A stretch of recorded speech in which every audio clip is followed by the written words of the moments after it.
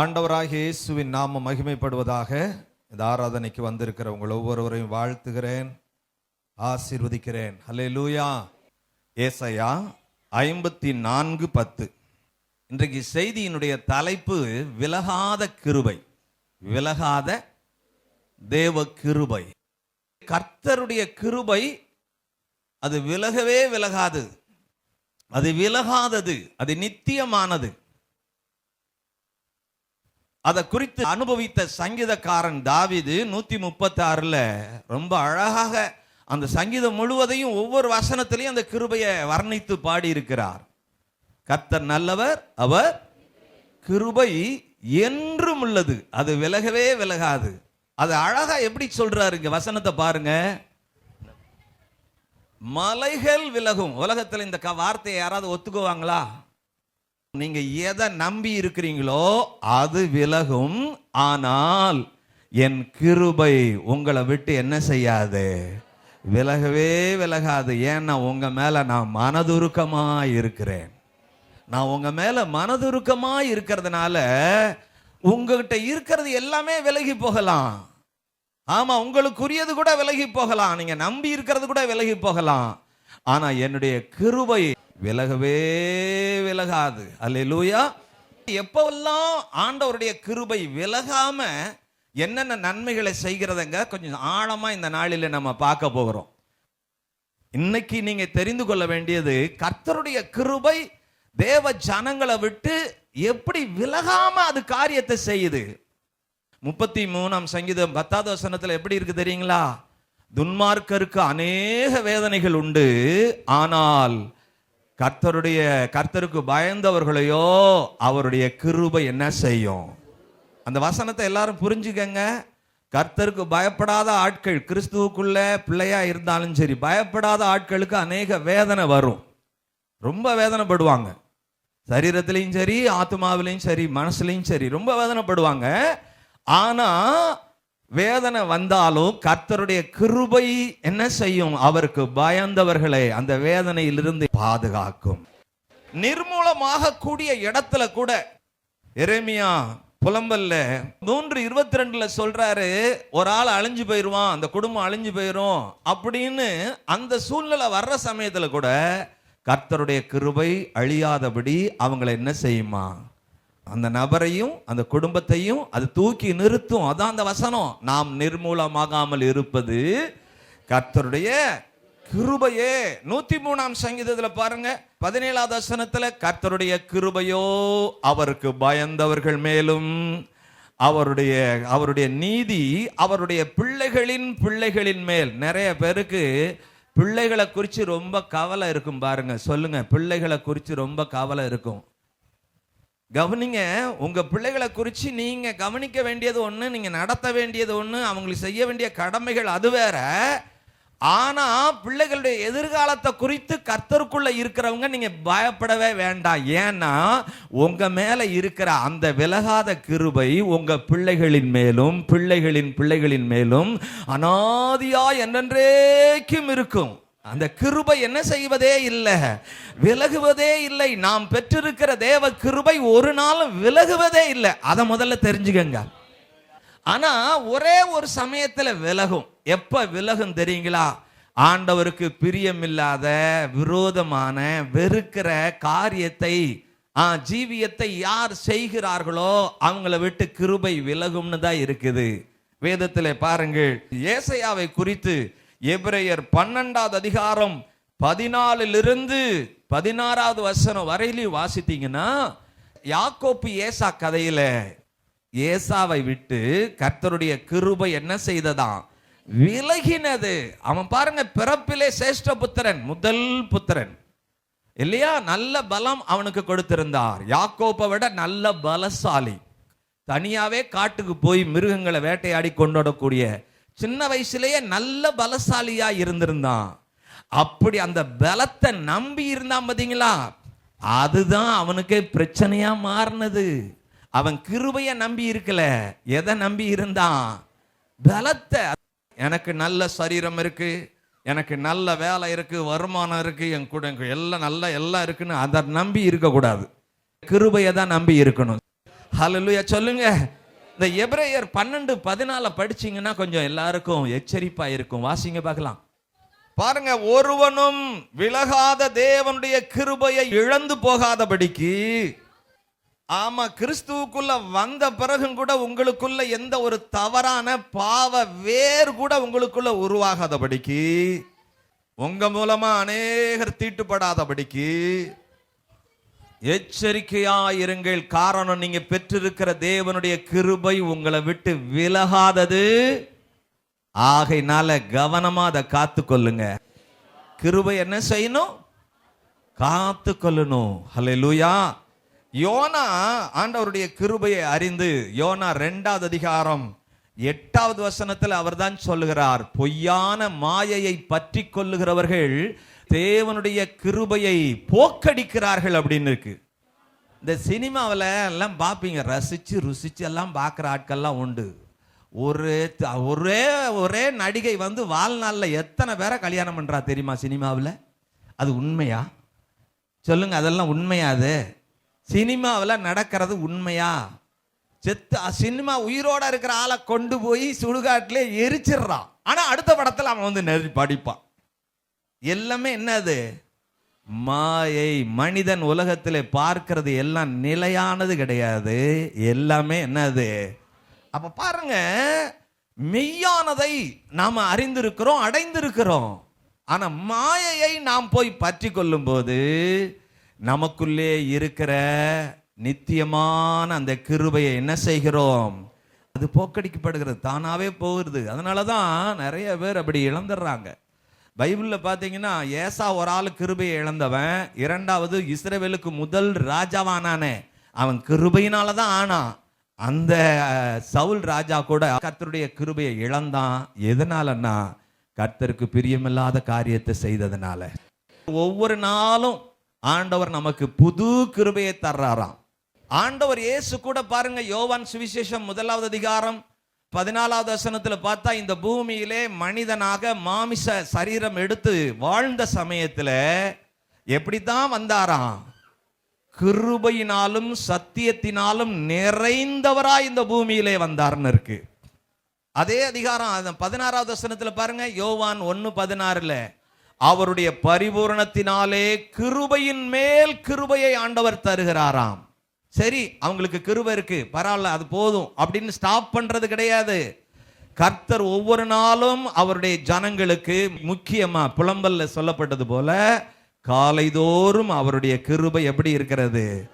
புதிதாய் இருக்கிறது. அதனாலதான் எபிரேயர்ல சொல்லப்பட்டிருக்கிறது, கிருபையினாலே இருதயம் ஸ்திரப்படுவது நல்லது. அப்ப பாருங்க, காலையிலேயே ஆண்டவர் அந்தந்த நாளுக்குரிய கிருபையை, விலகாத கிருபையை உங்களை பாதுகாக்க வழி நடத்த காலையில தர்றாரு. அதனால நீங்க அந்த கிருபையை காலையில வாங்கி நிறைத்து கொள்ளணும்.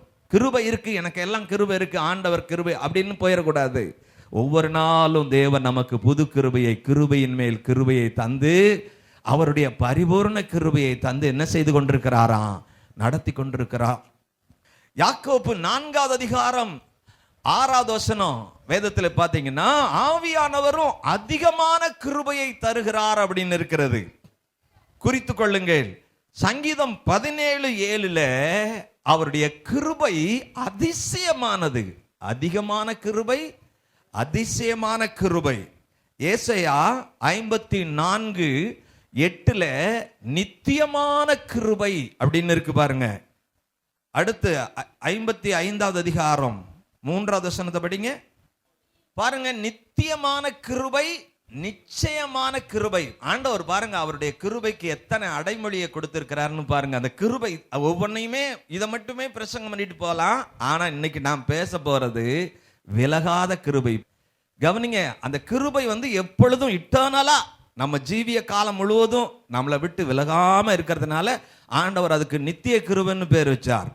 2வது, தாவீதுக்கு அருளினதான நிச்சயமான கிருபை. நிச்சயமான கிருபைன்னா என்னன்னா சத்தியம், அதுல எந்த மாற்றமும் கிடையாது.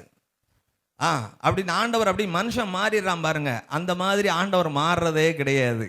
அவருடைய கிருபை என்னாலும் என்னென்றைக்கும் உண்மையாக நிச்சயமாக விலகாமல் இருக்கிறது. அதனால அதுக்கு பேர் நிச்சய கிருபை.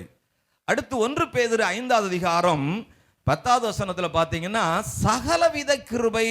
அதுல எத்தனை பிரிவு இருக்கோ தெரியாது. ஆண்டவருடைய கிருபையில மனுஷருடைய வாழ்க்கையிலும் எத்தனையோ காரியங்கள் இருக்கு இல்லையா? அதனால விவரிக்க முடியாத கிருபை. பேதுரு அதை அனுபவிச்சதுனால அவர் சொல்றாரு, கர்த்தருடைய கிருபை சகலவித கிருபை. அடுத்தது அப்போஸ்தலர் சபையிலையும், ஆதி அப்போஸ்தலர் சபையிலையும் பாத்தீங்கன்னா 4வது அதிகாரம் 33வது வசனத்துல பூரண கிருபை எல்லார் மேலும் இருந்தது. அதாவது ஆண்டவருடைய கிருபையிலே எந்த ஒரு குறைவுமே கிடையாது.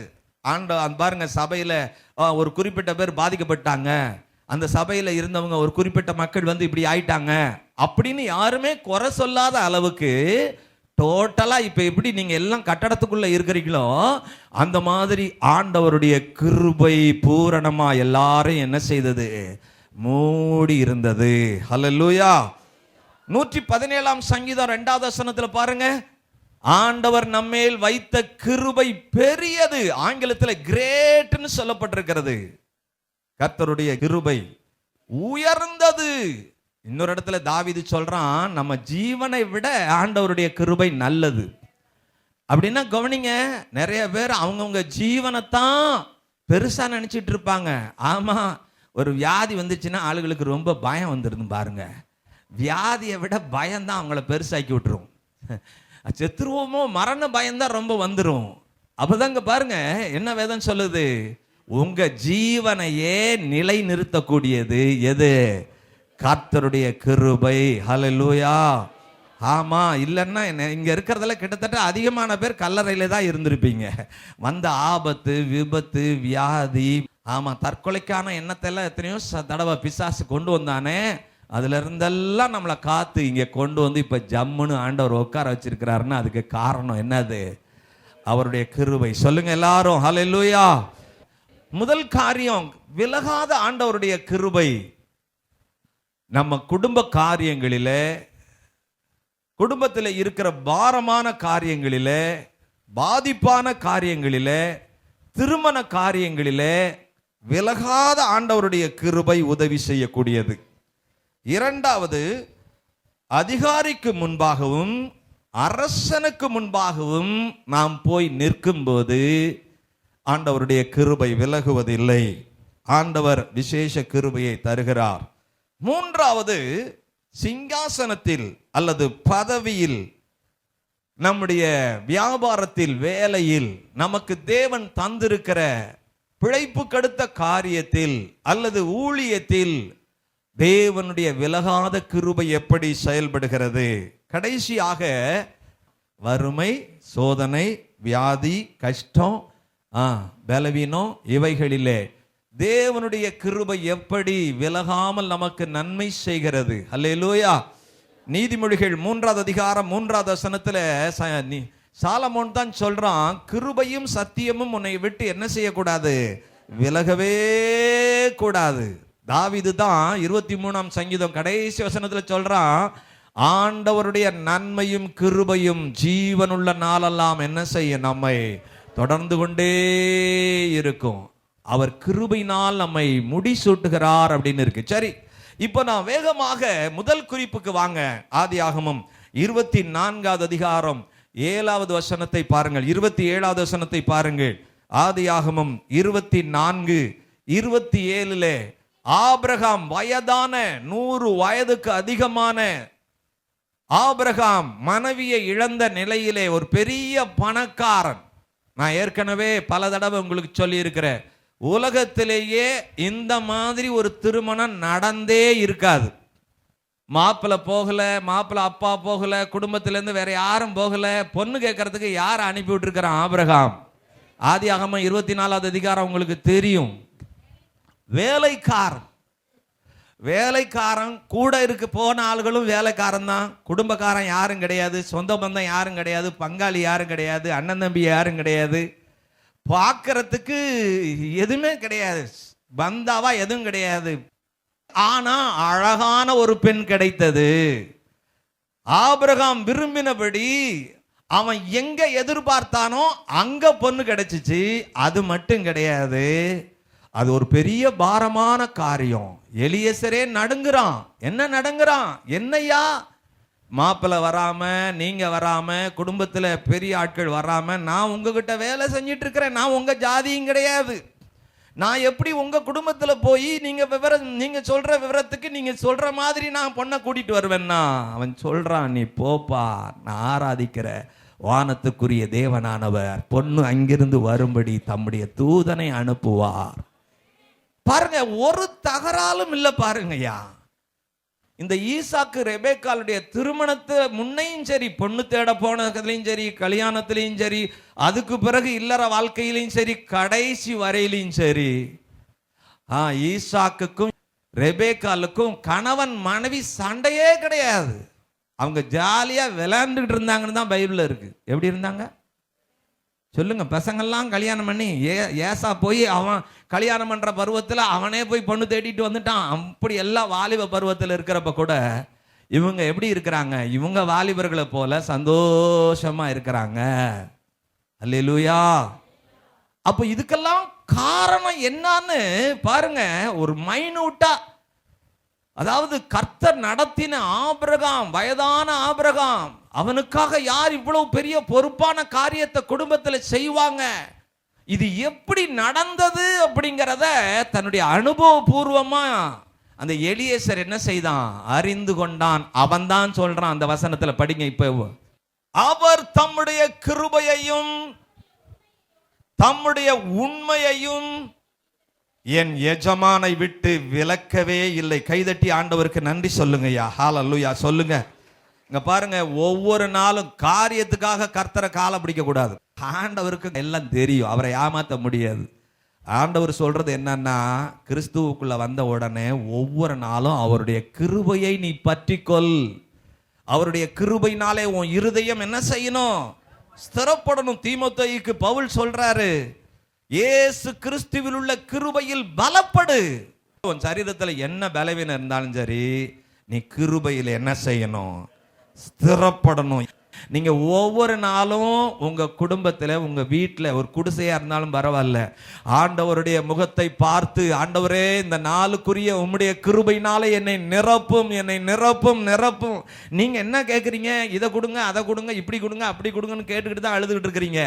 ஆண்டவருடைய கிருபையினாலே நிரம்பி இருந்தா எல்லா காரியமும் நடக்கும். ஆமா, நீங்க மட்டும் போய் அங்க நின்னா போதும். ஆமா, நீங்களே போகாட்டினாலும் பரவாயில்ல, ஒரு ஆளுகிட்ட ஒரு சீட்டை எழுதி கொடுத்து விட்டா கூட போதும். ஆமா, ஒரு ஆள்கிட்ட சொல்லி விட்டா கூட போதும், ஒரு போன் பண்ணா கூட போதும், காரியம் எல்லாம் நடக்கும். அதே வேதத்துல பாருங்கய்யா, அழகான பெண் வந்தது, அம்சமான பெண் வந்தது. சொல்லுங்க, சில சமயம் பார்த்தீங்கன்னா கல்யாணம் தொடங்கும் போதே பெரிய பிரச்சனை. ஆமா, ஆனா அந்த கலாட்டெல்லாம் ஈசாக்குக்கும் ரெபேக்காலுக்கும் கிடையாது. பைபிள்ல நீங்க பாடுங்க, 24வது அதிகாரம் கடைசி பகுதியில வந்த உடனே ஈசாக்கு ரொம்ப தாய்க்காக துக்கமா இருக்கிறான். தாய் அப்பதான் இறந்து, அன்பான தாய், ரொம்ப ஆறுதலா இருந்த தாய் செத்துட்டாங்க. இப்ப எப்படி உலகத்துல வாழ்றதுன்னு சொல்லி கலங்கிட்டு இருந்த நேரத்துல தான் ரெபேக்கால் ஈவாக கொடுக்கப்பட்டாள். அல்லேலூயா சொல்லுங்க. ஆமா, பைபிள் அழகா இருக்கு. எப்படி இருக்கு தெரியுங்களா? கர்த்தருக்கு ஸ்தோத்திரம். தன் தாய்க்காக கொண்டிருந்த துக்கம் ரெபேக்கால் வந்த உடனே மாறிடுச்சு. ஒரு புது யுகத்தை, ஒரு புது வாழ்வை ஈசாக்குக்குள்ளே இந்த ரெபேக்கால் உருவாக்கினாள். அப்படி அவ ஒன்ன ரட்சிக்கப்பட்ட பொண்ணா? யோசித்து பாருங்க. அவ எதை கூப்பிட்டு இருந்தவ? ஆமா, கர்த்தரை பற்றி பெருசா தெரியாது. ஆனாலும் பாருங்க, எங்க இருந்தாலும் சரி, எங்க இருந்தாலும் உங்களுக்கு சொல்றேன், கவனிங்க. கர்த்தருடைய கிருபை மட்டும் உங்களை விட்டு விலகாம இருந்தா போதும், நிறைவானது உங்களை தேடி வரும். கைதட்டி ஆண்டவருக்கு நன்றி சொல்லுங்க. அல்லேலூயா சொல்லுங்க. இந்த திருமணம் ஆகாத பிள்ளைகள், வாலிபர்கள் கவனிங்க, கவலைப்படாதீங்க. கர்த்தருடைய கிருபையில நீங்க நிரம்பி இருந்தா போதும். உங்களுக்கு அம்சமானதை, நீங்க எதிர்பார்க்கிறதுக்கு மேலானதை கர்த்தர் கொடுப்பார். நீங்க பாருங்க, ஈசாக்கு ரெபேக்காளுடைய வாழ்க்கையில குழந்தை கிடையாது 20 வருஷமா. யோசித்து பாருங்க, ஒரு கணவன் மனைவிக்கு 20 வருஷமா குழந்தை இல்லைன்னா என்ன நடக்குங்கிறதெல்லாம் உங்களுக்கு எல்லாம் புரியும் இல்லையா? ஆபிரகாம் குடும்பத்திலேயே அதெல்லாம் நடந்திருக்கு, தகப்பனுடைய குடும்பத்துல. ஆனா ஈசாக்குக்கு அந்த பிரச்சனையே கிடையாது. அப்பா, குழந்தைய விட என் மனைவி ரொம்ப அம்சமா இருக்கிறா, அழகா இருக்கிறா, அது மட்டும் இல்ல அன்பா இருக்கிறா, அனுசரணையா இருக்கிறா, எனக்கு அது போதும். குழந்தை இருக்குதோ இல்லையோ அது போதும். சொல்லுங்க, இல்லாததுக்காக ஆட்கள் அடிச்சு பிடிச்சிட்டு கிடக்கிறாங்க. ஆகையினால உங்க குடும்ப காரியங்களிலே கணவன், மனைவி, பிள்ளைகள் எல்லாரும் தேட வேண்டியது ஒவ்வொரு நாளும் உங்களை விட்டு விலகாமல் உங்களை நிலைநிறுத்துகிற, ஸ்திரப்படுத்துகிற, உங்களை காப்பாற்றுகிற, தலைக்க பண்ணுகிற கர்த்தருடைய கிருபையை நாடுங்கள். உங்க குடும்ப வாழ்க்கை ரொம்ப எளிதாக இருக்கும். குடும்பத்தில் வர்ற பாரத்தெல்லாம் நீங்க சுமக்க வேண்டாம். உங்க மேல இருக்கிற கிருபை அந்த காரியத்தெல்லாம் நடத்திரும். அல்லேலூயா. கர்த்தர் பாருங்க, அவர் நடத்துகிறதுல கர்த்தருடைய கிருபையை நமக்கு தருகிறார். அல்லேலூயா. சொல்லுங்க. அதனாலதான் நம்ம ஒவ்வொரு நாளும் எதை தேடணும்? அநேகருடைய ஸ்தோத்திரத்தினாலே தேவனுடைய கிருபை பெருகும் அப்படின்னு இருக்கு. அதனால காலைதோறும் ஆண்டவர் தருகிற கிருபைக்காக உங்க வேலையின் அவசரத்தின் மத்தியிலே கொஞ்ச நேரமாவது உங்க வீட்டில் முழங்கால் படிட்டு என்ன செய்யுங்க? ஆண்டவரே, உம்முடைய கிருபையை தாரும். ஹல்லேலூயா. லூக்கா 18வது அதிகாரத்துல அந்த பாவியான அந்த ஆயக்காரன் அதை தான் ஃபர்ஸ்ட் கேட்டான். ஆண்டவரே, என் மேல எப்படி இரும்? கிருபையாயிரும். அவன் பாவம் எல்லாம் மன்னிக்கப்பட்டாயிடுச்சு. நாம் கிருபையினாலே நீதிமான்கள் ஆக்கப்பட்டிருக்கிறோம். பாருங்க, கிருபை எத்தனை காரியத்தை செய்யுதுன்னு பாருங்க. சரீர பிரகாரமான குடும்ப காரியத்தை மட்டும் கிடையாது, ஆமா, ஆவிக்குரிய காரியத்திலேயும் ஒரு பெரிய ரட்சிப்பை தருகிறது. இரண்டாவது காரியம், அரசனுக்கு முன்பாகவும் அதிகாரிக்கு முன்பாகவும், ஆமா, எவ்வளவு பெரிய மனிதனாய் இருந்தாலும் சரி, எவ்வளவு வல்லமை படைத்தவனாய் இருந்தாலும் சரி, அவனுக்கு முன்பாக போய் நாம் நிற்கும் போதும் ஆண்டவருடைய கிருபை நம்மை விட்டு விலகுவதில்லை. நமக்கு தேவன் அங்கே அதிகமான கிருபையை தருகிறார். அங்க பாருங்க, அப்போஸ்தலர் 7வது அதிகாரம் 10வது வசனத்துல பாருங்க, யோசேப்பை குறித்து சொல்லப்பட்டிருக்கிறது. வாசிங்க பார்க்கலாம். பார்வோனுக்கு முன்பாக போய் நிற்கும் போது தேவன் யோசேப்புக்கு என்ன அருளினாராம்? பார்வோனுக்கு முன்னாடி, எகிப்து அரசனுக்கு முன்னாடி போய் இந்த யோசேப்பு நிக்கிறப்பும் சரி, அதுக்கு முன்னாடி 39:21 ஜெயில்ல இருந்தானே, போர்த்திபாரனுடைய மனைவியை கையை பிடித்தவன்னு சொல்லி பொய் குற்றம் சாட்டப்பட்டு அங்க ஜெயில இருந்தானே, அங்கேயும் பாருங்க என்ன நடக்குது. இவன் ஜெயில இருக்கும்போது, ஜெயில இருக்கிற அதிகாரிக்கு முன்னாடி நிற்கும் போதும் கர்த்தர் யோசேப்போடு இருந்து என்ன செய்கிறார்? கிருபையை தருகிறார். அடுத்தது அந்த ஜெயில இருந்து அரசனை சந்திக்க போகிற இடத்திலேயும் கர்த்தர் இந்த யோசேப்புக்கு என்ன கொடுக்கிறாரு? கிருபையை தருகிறார்.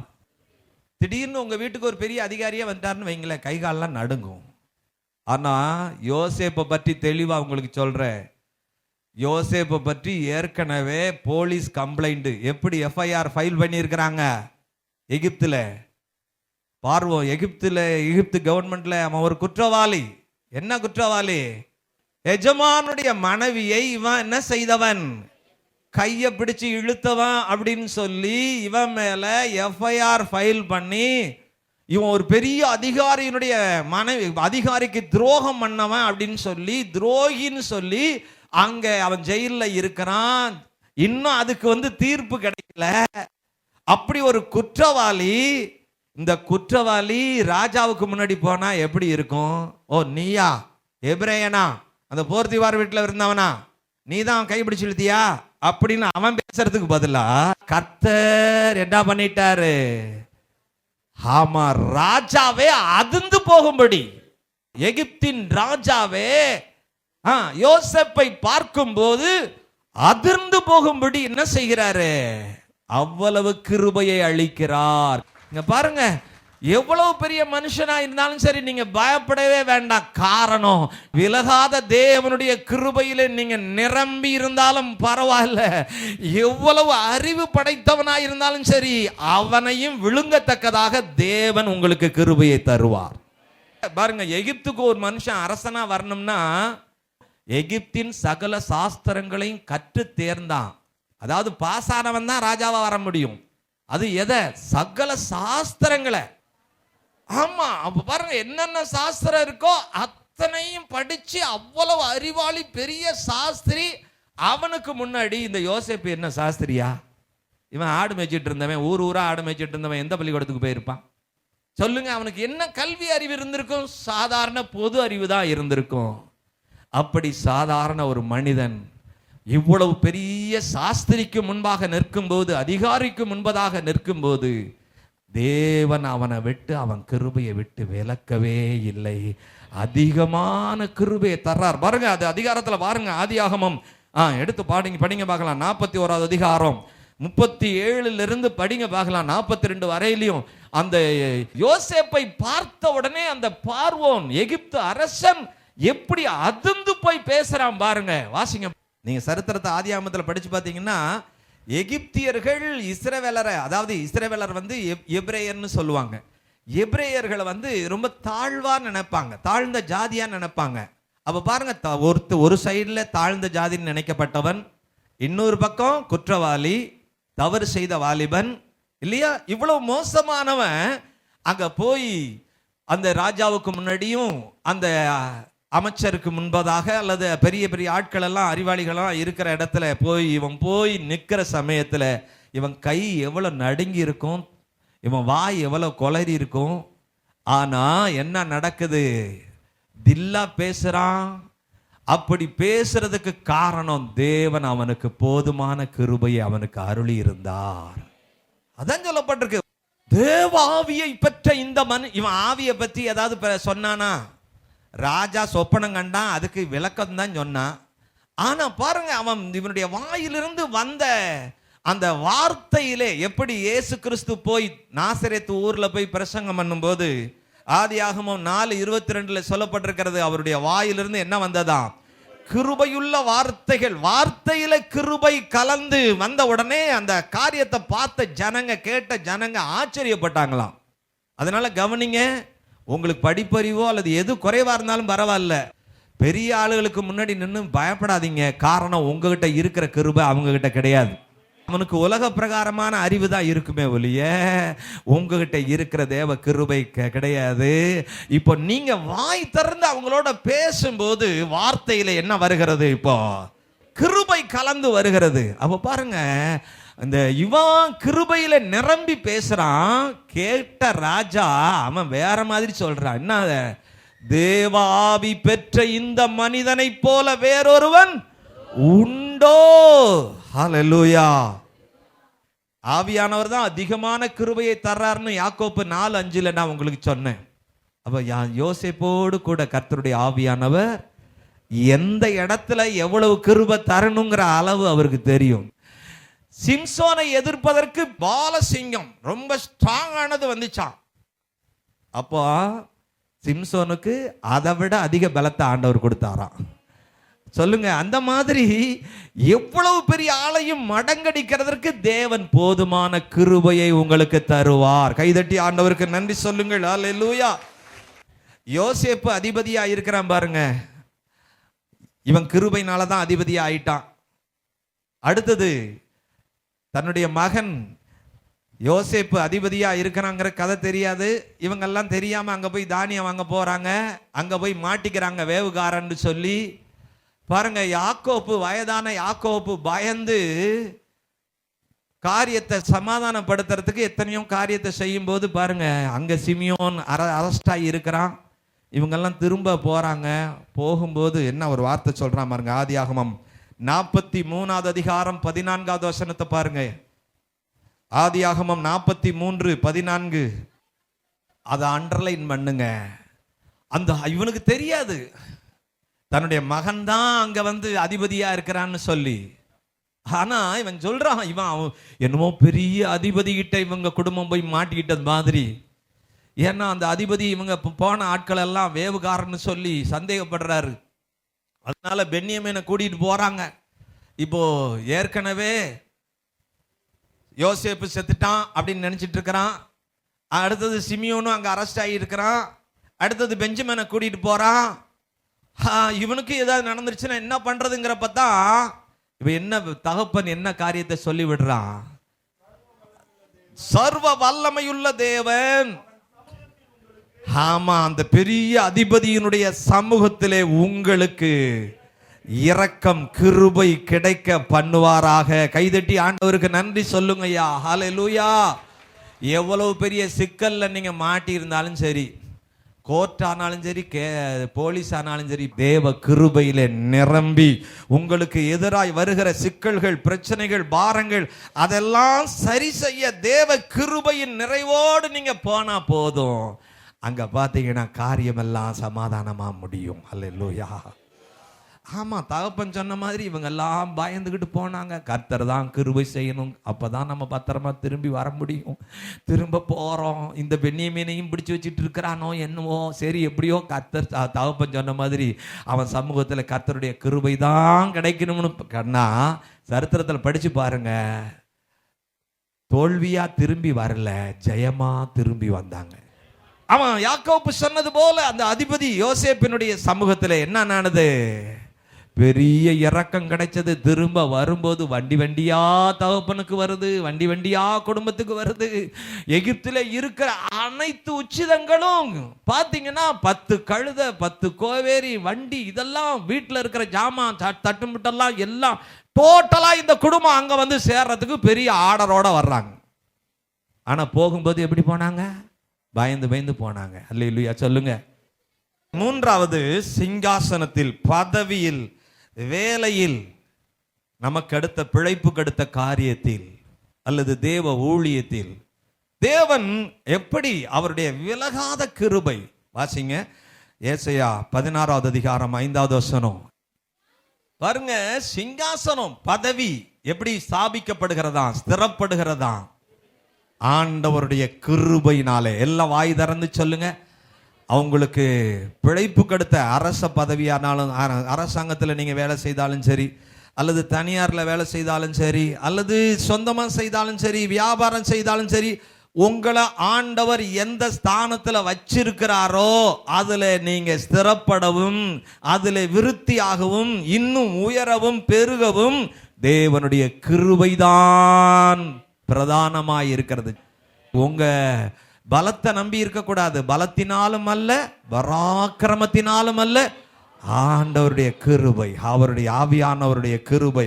தேவ ஆவியினாலே எல்லாம் ஆகும். சரி, வேகமான் பாருங்க. 1 ராஜாக்கள் 3வது அதிகாரம் 6வது வசனத்தில் பிரசித்தி பெற்ற சாலமோன் அரசனான பிறகு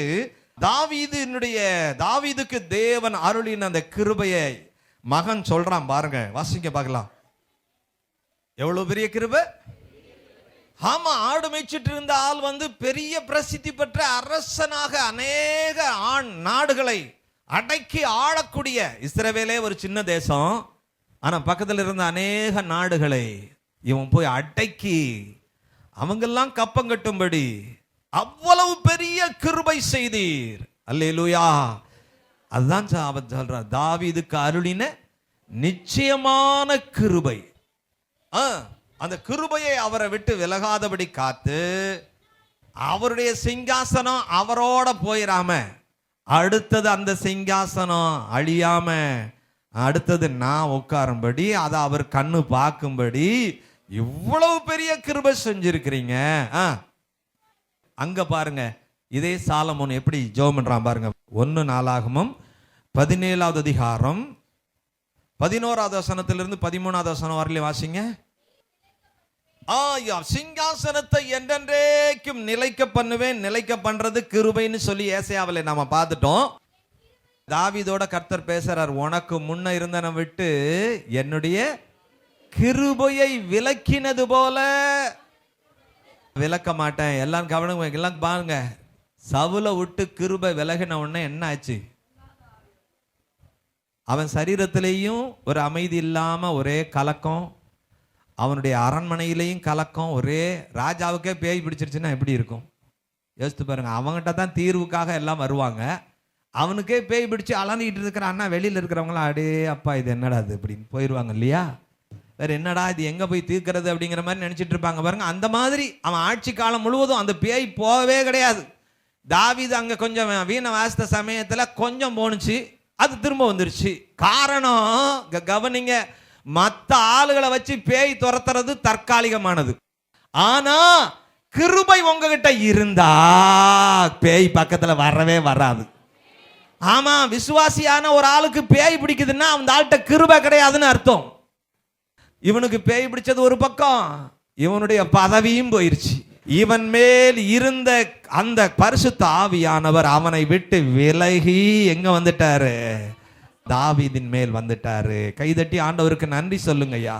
இங்க பாருங்க, இந்த கிருபை பரிசுத்த ஆவியானவர் இணைந்து இருக்கிறத பாருங்க. கிருபை விலகினதுன்னு இங்க சொல்றாரு, அங்க பார்த்தா பரிசுத்த ஆவியானவர் விலகிறார். ஏன்னா அந்த ஆவியானவர் தான் நான் எந்தெந்த இடத்துக்கு எவ்வளவு பலன் அல்லது கிருபை தரணுமோ, திறன் தரணுமோ, திறமை தரணுமோ அதை தர்றாரு. உங்க பதவியானாலும், வேலையானாலும், எந்த ஒரு பிசினஸ் ஆனாலும், வியாபாரமானாலும், நீங்க எடுக்கிற எந்த முயற்சி ஆனாலும் சரி, அதை ஆண்டவர் ஸ்திரப்படுத்துகிறார். எப்படி ஸ்திரப்படுத்துகிறாரு? அவருடைய கிருபையினாலே. இதனாலதான் தாவீது 66ஆம் சங்கீதம் 20வது வசனத்தை பாருங்க.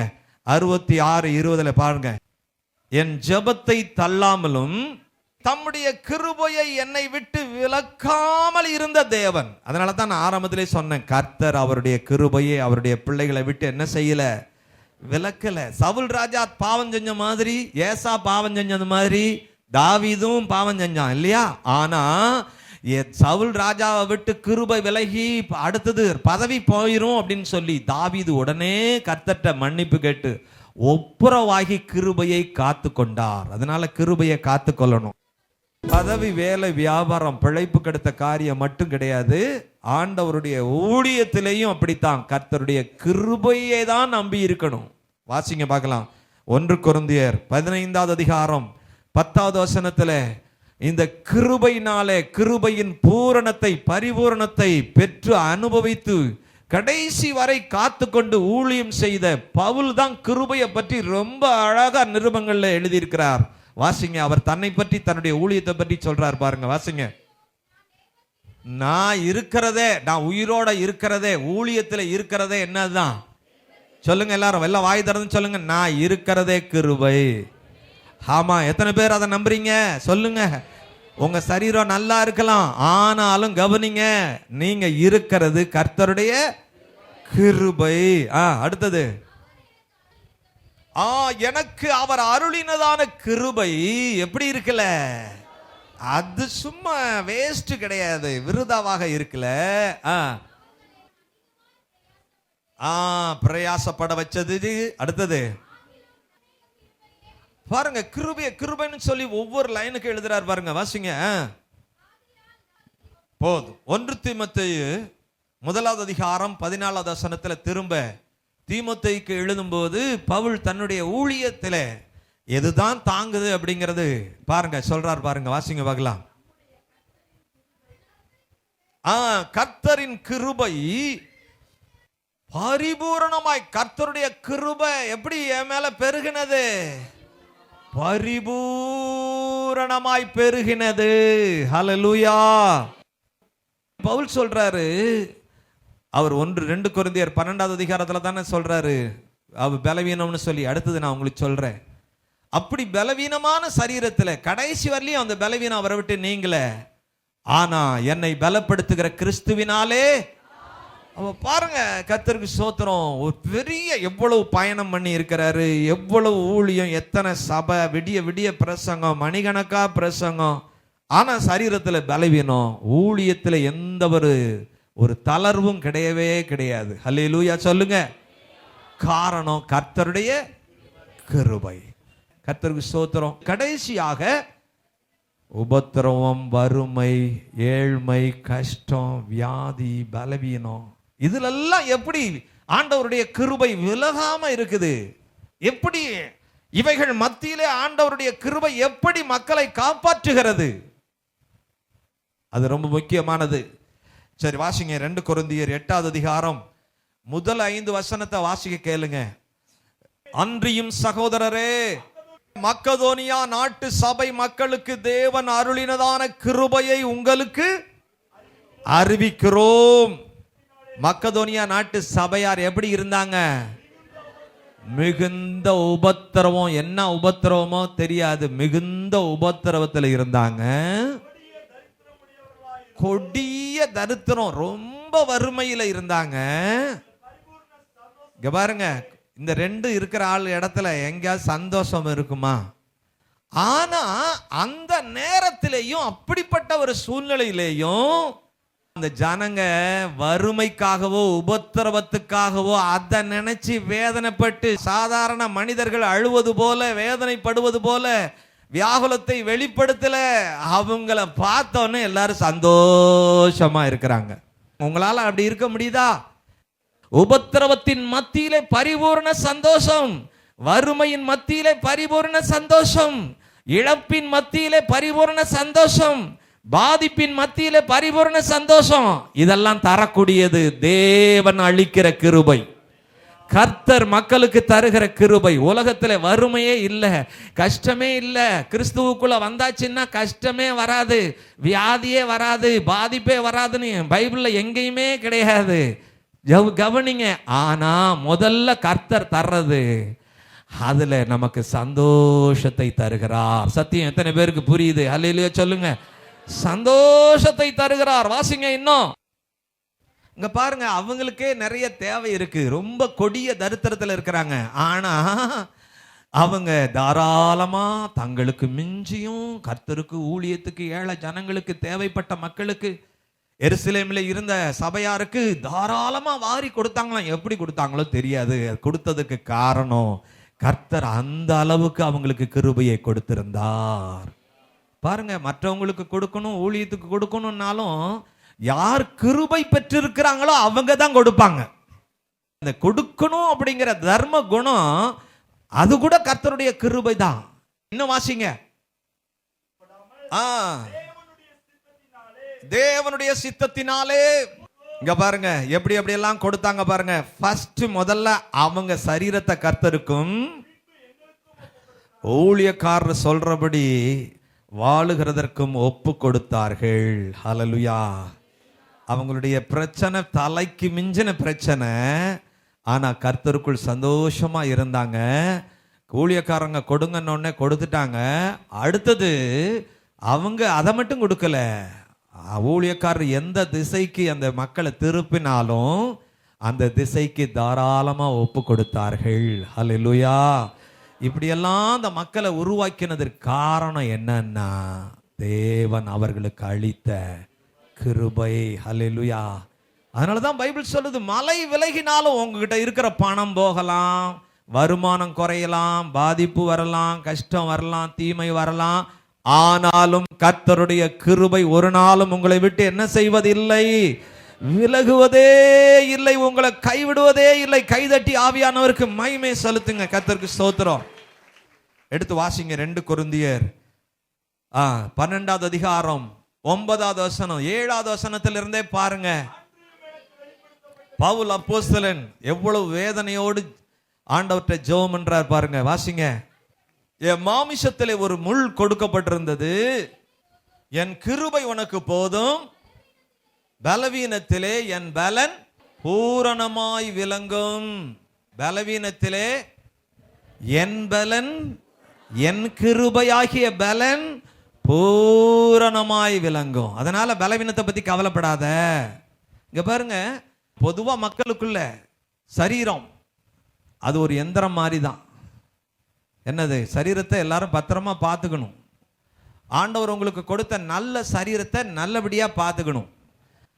ரெண்டாவது, நீங்க உங்க அறிவுப்படி ஏதோ தெரிஞ்ச அளவுக்கு, உலகத்தில் பிறந்தவங்க எல்லாருக்குமே அவங்க சரீரத்தை காத்துக்கணும் அப்படிங்கிற பெரிய அறிவெல்லாம் கிடையாது.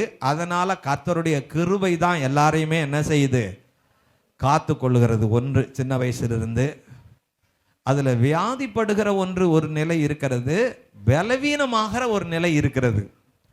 ஆண்டவர் இயேசு சிலுவையிலே நம்முடைய நோய்களையும் சுமந்தார், வியாதியையும் சுமந்தார், பலவீனத்தையும் சுமந்தார் அப்படின்னு தான் இருக்கு. அந்த வசனத்தை எல்லாரும் படிங்க பார்க்கலாம். நான் விளக்கம் உங்களுக்கு சொல்றேன். ஏசாயா 53வது அதிகாரம் 4வது வசனத்துல பார்த்தா, மெய்யாகவே அவர் நம்முடைய பாடுகளை ஏற்றுக்கொண்டு நம்முடைய துக்கங்களை சுமந்தார். இதே வசனத்தை மத்தேயு 8வது அதிகாரம் 17வது வசனத்தில் எப்படி எழுதுறார் தெரியுங்களா? மெய்யாகவே நம்முடைய பாடுகளை ஏற்றுக்கொண்டு நம்முடைய நோய்களை எல்லாம் சுமந்தார்னு ஏசாயா எழுதுறாரு. மத்தேயு அதை இன்னும் அழகாக ஆழமாயிடுறாரு. இந்த பாடுகள்னா என்ன? பலவீனம் அப்படின்னு எழுதுறார். நம்முடைய பலவீனங்களை ஏற்றுக்கொண்டு நம்முடைய நோய்களை அவர் என்ன செய்தார்? சுமந்தார். அவருடைய தழும்புகளால் நாம் சுகமாகிறோம். ஹல்லேலூயா. மனிதர்கள் வியாதிப்படுகிறது பல நிலைகளிலே வியாதிப்படுறாங்க. ஒன்று, முக்கியமா பாவம் செய்து வியாதிப்படுறாங்க, அறியாமையிலே வியாதிப்படுறாங்க. அதுல முதுமையாகும் போதும் வியாதி, முதுமையானவர்களுக்கும் வியாதி வரலாம், வயது கடந்து போகும்போது வியாதி வரலாம். அப்படியெல்லாம் இல்லாம இருக்கிறதும் அது ஒரு பெரிய கிருபை. அதே சமயத்துல பலவீனமானாலும் வியாதி ஆனாலும், பாவம் செய்து வியாதி பட்டாலும் பாவ மன்னிப்பு வரும்போது அந்த வியாதியிலிருந்து சுகம் கிடைக்கும். அறியாமையில் இருந்தாலும் சுகம் கிடைக்கும். சில சமயம் வியாதி சுகமாகாமலே இருக்கும். ஆனா என்னென்ன காரியம் நடத்தணுமோ அத்தனையும் அவங்களால செய்ய முடியும். அத்தனையும் அவங்களால செய்ய தேவன் அவங்களுக்கு பலனை தருவார். எதுவுமே குறையில்லாம நடக்கும். அது என்னன்னா அவங்களுக்குள்ள இருக்கிற தேவனுடைய கிருபை. அதுதான் பவுலுக்குள்ள இருந்தது. அதுல பாருங்க, வியாதியினுடைய டிபார்ட்மெண்ட் இப்படி இருக்கு. இன்னொரு டிபார்ட்மெண்ட் பாருங்க, வியாதின்னா நமக்கு கண்ணுக்கு நல்லா தெரியும். சில சமயம் டாக்டர் கூட கண்டுபிடிச்சிருவாங்க, டாக்டரும் கண்டுபிடிக்கவே முடியாது, என்ன வியாதின்னு தெரியாது. ஆனா பலவீனம், வீக்னஸ், அது ஒண்ணு இருக்குது பாருங்க. மனுஷனை என்ன செய்யுது? எப்பொழுதும் பலவீனப்படுத்தக்கூடியது. நல்லா இருக்கிற சரீரம்லாம் நல்லா இருக்கும், ஆனா பலவீனமாகும். இதுக்கு எல்லாரும் கவனமா கேளுங்க. வாலிபர்களா இருப்பாங்க, வாலிப பிள்ளைகளா இருப்பாங்க, ஆனா பலவீனப்படுத்தும். பவுல் அப்போஸ்தலன் அப்படித்தான், நல்ல சரீரம் பாருங்க. சவுலை அடிச்சு, அதாவது ஸ்தேவானை அடிச்சு கல்லறிய சமயத்துல அவ்வளவு வைராக்கியமான தீவிரவாதியா இருந்தவர், இப்ப அவர் சரீரம் என்ன ஆகி போச்சு? பலவீனம் ஆயிடுச்சு. ஆனா பலவீனப்படுத்தினது என்னன்னு சொல்லி அங்க 7வது வசனத்துல 2 கொரிந்தியர் 12:7 தான் சொல்லுது, என் சரீரத்திலே ஒரு சாத்தானுடைய முள். என்னது அது? சாத்தானுடைய முள்ளு. அது என்னை எப்பொழுதுமே குத்திக்கிட்டே இருக்குது, அது என்னை பலவீனப்படுத்துது.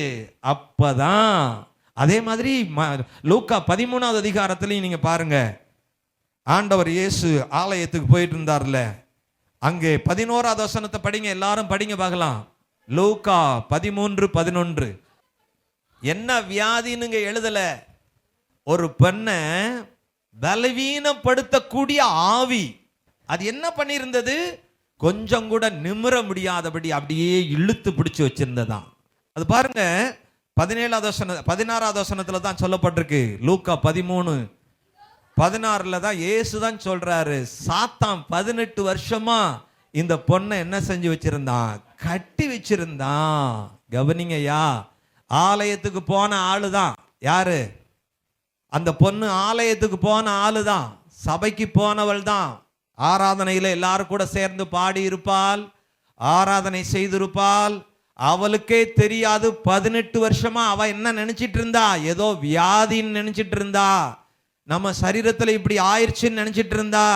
மற்றவங்க கூட பரிதாபமா பாவம் அப்படின்னு சொல்லி நிறைய உதவியெல்லாம் செஞ்சிருப்பாங்க.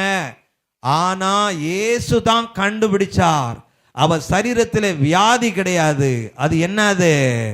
பலவீனம், சாத்தானின் பலவீனம்.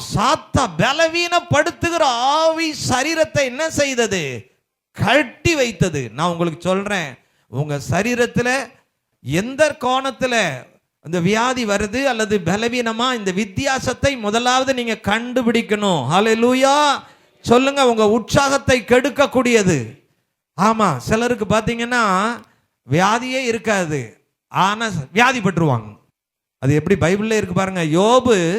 யோபு குறித்து எந்த விதமான குற்றமும் பைபிள் சொல்லவே இல்லை. வாசித்து பாருங்க, 3வது அதிகாரம், யோபு 3வது அதிகாரம் கடைசி 2 வசனத்தை பாருங்க. அவருக்கு பாதிப்பு வந்த பிறகு அது ஏன் வந்தது அப்படின்னு சொல்லி அவரே சொல்றாரு பாருங்க. வாசிங்க பார்க்கலாம். நான் பயந்த காரியம் எனக்கு, எல்லாரும் இந்த வசனத்தை அண்டர்லைன் பண்ணுங்க. நீங்க எதை குறிச்சு பயப்படுறீங்களோ வரலாம், அதனால பயப்படக்கூடாது. என்ன சொல்லணும்? நான் கர்த்தருடைய பிள்ளை, கர்த்தர் எனக்குள்ளே இருக்கிறார், மாறாத விலகாத அவருடைய கிருபை என்னோடு கூட இருக்கிறது. ஹல்லேலூயா. ஆமா, அந்த கிருபையிலே நான் வளருவேன், நான் விருத்தியாவேன், நான் செழிப்பேன், அவருக்கு சாட்சியாய் இந்த உலகத்திலே வாழுவேன், அவருக்கு ஊழியம் செய்வேன், அவருக்கு மகிமையாய் காரியங்களை செய்வேன். அப்படிதான் இருக்கணும். ஐயோ, அவங்களுக்கு வந்த மாதிரி நமக்கு வந்துருமோன்னு நினைக்காதீங்க. நாம ஆண்டவருடைய கிருபையிலே நிறைந்து இருக்கணும். வியாதி வந்தாலும் சரி, வராட்டினாலும் சரி, அதை பத்தி நீங்க ஏன் யோசிக்கிறீங்க? நம்ம கிருபையிலே வளர்ந்து கொண்டிருக்கிறோம். ஆமா, கிருபையிலே நிலைத்து இருக்கிறோம், கிருபையிலே வளர்ந்து கொண்டிருக்கிறோம். அது பலவீனம் வந்தாலும் சரி, கர்த்தருடைய கிருபை அதை மேற்கொள்ள ஆண்டவர் பலப்படுத்துவார். அதான் பவுல் சொல்றார், என்னை பலப்படுத்துகிற கிறிஸ்துவினாலே. ஆமா, போராடி ஜெபம் பண்றார் பாருங்க. 3 தடவை ஜெபம் பண்றாரா, ஆண்டவரே இந்த சாத்தானின் பலவீனம், சாத்தானின் முள் என்னை விட்டு என்ன செய்யணும், போகணும்னு ஜெபம் பண்ணும்போது, ஏப்பா அதுக்காக நீ கவலைப்படுற, விலகாத என் கிருபை உனக்கு போதும். அல்லேலூயா. அப்பதான் 10வது வசனத்துல சொல்றாரு, என் பலவீனங்களை குறித்து நான் மேன்மை பாராட்டுகிறேன். நான் பலவீனமாய் இருக்கும் போதே பலமுள்ளவனாய் இருக்கிறேன். கோத்திரத்திலே பலவீனமானவன் ஒருவனும் கிடையாது. பலவீனன் எவனும் தன்னை பலவான் என்று சொல்லுவானாக. நான் தினந்தோறும் அதிகாலையில் இந்த ஜபத்தை நான் சொல்லுவேன். என்ன சொல்லுவேன் தெரியுங்களா? ஏசப்பா, நீங்க வியாதியை விலக்குகிற தெய்வம். அப்படிதான் யாத்ராகமம் 25:23 அப்படிதான் இருக்கு. உங்கள் தேவனாகிய கர்த்தரையே நீங்கள் சேவிக்க கடவீர்கள், அவர் உன் அப்பத்தையும் தண்ணீரையும் ஆசீர்வதிப்பார், வியாதியை உன்னை விட்டு விலக்குவேன். அந்த வசனத்துல சொல்லுவேன், நீங்க வியாதியை விலக்குகிற தெய்வம், வந்த வியாதிக்கும் நீங்க பரிகாரியான தெய்வம். நானே உன் பரிகாரியான தெய்வம். அடுத்தது, என் நோய்கள், என் பலவீனங்கள், என் வியாதிகள் எல்லாவற்றையும் நீங்க எங்க சுமந்து, எல்லாத்துக்கும் கம்ப்ளீட்டா நீங்க சிலுவையிலே சுமந்து தீர்த்துட்டீங்க. வியாதியை விலக்க அதிகாரம் கொடுத்திருக்கிறீங்க. என் பலவீனத்திலே என்னை பலப்படுத்த நீங்க கிருபையை தருகிற தேவன். அல்லேலூயா. இப்படி எல்லாம் சொல்லி பாருங்க, இப்படி தைரியம் அடையணும். அல்லேலூயா. அதனால பயப்படக்கூடாது. பக்கத்தில் இருக்கிற ஆளை பார்த்து என்ன செய்யணும், ஐயோயோ வயசாயிருச்சே, இந்த வயசுல இப்படி எல்லாம் வரும், அப்படி இப்படிலாம் சொல்லுவாங்க. அல்லேலூயா. 40ல் நர, 50ல் ஆட்டம், 60ல் ஓட்டம், இதெல்லாம் உலகத்துக்கு. ஆனா தேவ கிருபை நமக்கு போதுமானது. சொல்லுங்க எல்லாரும் அல்லேலூயா சொல்லுங்க ஐயா. ஹல்லேலூயா. எல்லாரும் எழுந்து நிற்கலாமா? கர்த்தருக்கு ஸ்தோத்திரம். எல்லாம் எழுந்து நின்னுங்க. கர்த்தருக்கு ஸ்தோத்திரம். ஆமென். விலகாத தேவனுடைய கிருபையை நினைத்து ஜீசஸ் கொஞ்ச நேரம் அவருடைய கிருபையின் நிறைவிலே நாம் கடந்து போவோம். கொஞ்ச நேரம் எழுந்து நின்று கேட்ட செய்தியை மனசுல பதித்து கொள்ளுங்க. கர்த்தருடைய கிருபை சத்தியம் உன்னை விட்டு விலகவே கூடாது. மலைகள் விலகும், ஆனால் என் கிருபை உன்னை விட்டு விலகாது மகளே. என் கிருபை உன்னை விட்டு விலகாது. எல்லாரும் ஆண்டவருடைய கிருபையை சிந்தித்து கொஞ்ச நேரம் ஆண்டவர் கிருபை உங்களை நிரப்பும்படியா ஜெபம் பண்ணுங்க. எழுந்து நின்று சில நிமிஷம் நீங்க கேட்டவங்களா மட்டும் இல்ல, தேவ கிருபையிலே சத்தியத்திலே நிறைந்தவர்களா இந்த இடத்திலிருந்து போகணும்.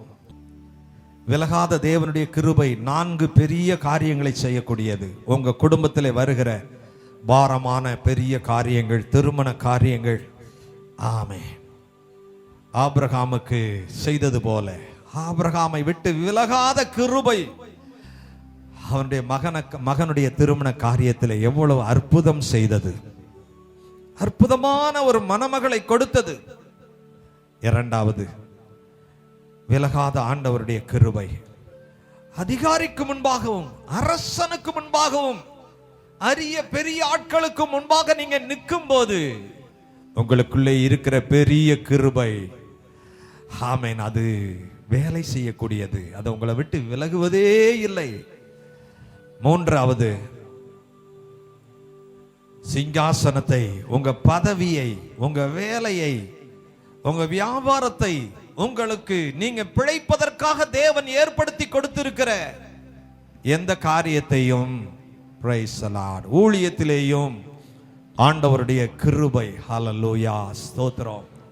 கடைசியாக, உபத்திரவத்திலே, வறுமையிலே, நஷ்டத்திலே நீங்க பாதிக்கப்படாதபடி கர்த்தருடைய பெரிய கிருபை. ஹல்லேலூயா. வருகிற வியாதிகளிலே ஆமா, பலவீனங்களிலே நீங்க சோர்ந்து போயிராம, ஜீசஸ் கர்த்தருடைய கிருபை என்ன செய்யணும்? ஆமென், உங்களை நிரப்பணும். ஹல்லேலூயா. ஜீசஸ். எல்லாரும் ஆண்டவருடைய கிருபைக்காக பிரைஸ் தி லார்ட், அவருடைய முகத்தை நோக்கி பார்ப்போம். உங்க சரீர பலவீனத்தை குறித்து நீங்க கவலைப்படாதீங்க. ஆமா, வியாதியா இருந்தாலும் கவலைப்படாதீங்க. வியாதி வந்துருமோன்னு சொல்லி கவலைப்படாதீங்க. வியாதியை குறித்து பயப்படாதீங்க. ஆமா, உங்க சரீரத்தில் எப்பொழுதும் எந்த வயதிலேயும் தேவ கிருபையினாலே நிரம்பி இருங்கள். ஆமா, சரீரம் பலவீனப்பட்டாலும் சரி, சரீரம் வியாதிப்பட்டாலும் சரி, கர்த்தருடைய கிருபை போதும். ஆண்டவர் இயேசு சொன்னார், என் கிருபை உனக்கு போதும்பா. ஆமா, என் கிருபை உனக்கு போதும். எல்லாரும் சொல்லுங்க, என் கிருபை உனக்கு போதும். கர்த்தாவே, உங்க கிருபை எனக்கு போதும். நாம் ஜெபம் பண்ணுவோம். அன்புள்ள பிதாவே, ஆசீர்வதிக்கப்பட்ட இந்த கிருபை நிறைந்த நேரத்திற்காக உமக்கு நன்றி செலுத்துகிறோம். உங்க கிருபை எங்களை விட்டு ஒரு நாளும் விலகுவதில்லை. உமக்கு நன்றி செலுத்துகிறோம். கரந்தட்டி உமக்கு நன்றி செலுத்துகிறோம் ஆண்டவரே. உமக்கு நன்றி ராஜா, நன்றி தகப்பனே. விலகாத உம்முடைய கிருபைக்காக கரந்தட்டி உமக்கு நன்றி சொல்லுகிறோம். பரிசுத்த ஆவியானவரே, உமக்கு நன்றி, உமக்கு நன்றி, நன்றி, நன்றி. ஒவ்வொரு நாளும் உங்க புதிய கிருபையின் நிறைவோடு, காலைதோறும் நீர் தருகிற புதிய கிருபையின் நிறைவோடு நாங்கள் ஒவ்வொரு நாட்களையும் நடத்தும் போது என்னென்ன காரியங்கள் நடக்கிறது, உங்க விலகாத கிருபை எங்க வாழ்க்கையில என்னென்ன காரியங்களை நடப்பிக்கிறது என்பதை இந்த நாளிலே நீங்க விவரித்து காண்பித்து எங்கள் உள்ளத்தை கொழுந்து விட்டு எரிய பண்ணினீங்க. எங்களை உயிர்ப்பித்தீங்க. உமக்கு கோடி கோடி ஸ்தோத்திர ராஜா. குடும்பத்தில் நடக்க வேண்டிய பாரமான காரியங்கள், திருமண காரியங்கள், இவைகளிலே கர்த்தருடைய கிருபை எங்களை விட்டு விலகாதபடி நன்மை செய்கிறது, கைவிடாதபடி நன்மை செய்கிறது. அரசனுக்கு முன்பதாகவும், அதிகாரிக்கு முன்பதாகவும், அரிய பெரிய மனிதர்களுக்கு முன்பதாக நாங்கள் நிற்கும் போது உங்க கிருபை எங்களை உயர்த்துகிறது, எங்களை கனப்படுத்துகிறது. பெரிய அதிகாரியும் அரசனும் ஆமென் அதிர்ந்து போகும்படி எங்கள் வார்த்தைகள், எங்கள் காரியங்களிலே நீர் கிருபையை நிறைத்து விடுகிறீர். ஆமாண்டவரே, ஸ்தோத்திர ராஜா. சிங்காசனம், நீர் எங்களுக்கு கொடுத்திருக்கிற பதவி, வேலை, வியாபாரம், நீர் எங்களுக்கு கொடுத்திருக்கிற பிழைப்பு கடுத்த எல்லா காரியங்கள், ஊழிய காரியங்கள், எல்லாவற்றிலேயும் உங்க கிருபையினாலே எங்களை ஸ்திரப்படுத்துகிறீர். உங்க விலகாத கிருபை எங்களை வளர வைக்கிறது. கோடி கோடி ஸ்தோத்திர ராஜா. வாழ்க்கையிலே வரக்கூடிய உபத்திரவங்கள், வறுமைகள், கஷ்டங்கள், நஷ்டங்கள், வியாதிகள், பலவீனங்கள் எல்லாவற்றிலேயும் உங்க கிருபை எங்களை தழைக்க பண்ணுகிறது, எங்களை பலப்படுத்துகிறது. ஆமென். எந்த வகையிலேயும் நாங்கள் கீழே போகாதபடி எங்களை உயர்த்துகிறது என்று சொல்லி நாங்கள் சந்தோஷப்படுகிறோம். நாங்கள் இனி எதை குறித்து நாங்கள் கவலைப்பட மாட்டோம். ஆமாண்டவரே, பலவீனப்படுத்துகிற வியாதியானாலும், பலவீனத்தின் ஆவியானாலும், ஆமாண்டவரே வியாதியானாலும், வியாதிப்படுத்துகிற வியாதியின் ஆவியானாலும், ஆமென், இப்பொழுதே யார் யாரை தாக்கி இருக்கிறதோ பயத்தின் ஆவியானாலும் இயேசு கிறிஸ்துவின் நாமத்தில் விலகி போவதாக. ஒவ்வொரு சரீரத்தை விட்டு, உள்ளத்தை விட்டு, ஆமென், வியாதி இயேசு கிறிஸ்துவின் நாமத்தில் விலகுவதாக. பலவீனத்தின் ஆவி இயேசு கிறிஸ்துவின் நாமத்தில் விலகுவதாக. எந்தெந்த சரீரத்தை பலவீனப்படுத்தி கொண்டிருக்கிறதோ பலவீனத்தின் ஆவி இப்பொழுதே இயேசுவின் நாமத்தில் விலகுவதாக. வியாதிப்படுகிற சரீரங்கள் இயேசு கிறிஸ்துவின் நாமத்தில் பலன் அடைவதாக, சுகம் அடைவதாக. இயேசுவின் நாமத்தில் நீர் அப்படி செய்ததற்காக நன்றி. தேவ ஆசீர்வாதத்தோடு உம்முடைய மக்களை அனுப்புகிறேன். காத்துக்கொள்ளும் ஆண்டவரே, உம்முடைய கிருபையினால் எங்களை பலப்படுத்தும், ஆசீர்வதியும். இயேசு கிறிஸ்துவின் நாமத்தில் ஜெபிக்கிறோம் பிதாவே, ஆமென். என் ஆத்துமாவே கர்த்தரை ஸ்தோத்திரி, பரிசுத்த நாமத்தை ஸ்தோத்திரி. ஆத்துமாவே கர்த்தரை ஸ்தோத்திரி, அவர் செய்த சகல உபகாரங்களையும் மறவாதே.